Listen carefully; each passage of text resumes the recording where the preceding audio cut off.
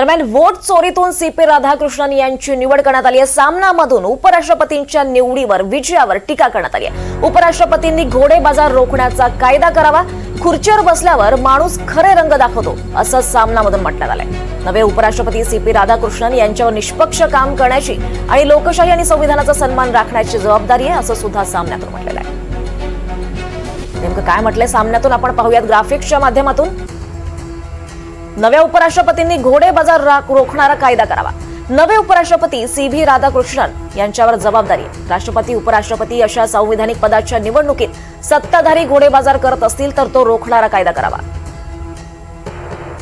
एकतर अशा निवडणुकांपासून कोणालाच लांब राहता येणार नाही आणि हे मतदानही खुल्या पद्धतीने व्हावं याची तरतूद व्हायला हवी।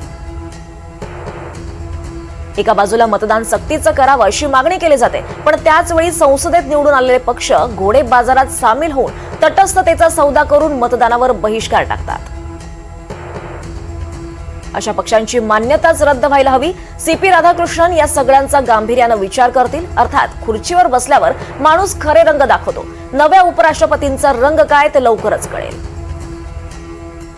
अशा पक्षांची मान्यताच रद्द व्हायला हवी।